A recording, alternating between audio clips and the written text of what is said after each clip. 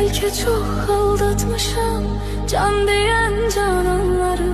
Sonda görmezden gelip ettiğim noksanları. Var ümidim affedersen sen beni. Bilmez idim dert verer derdimin dermanları. Gün gelir pişman olar nefsinin kurbanları. Dünya tahtı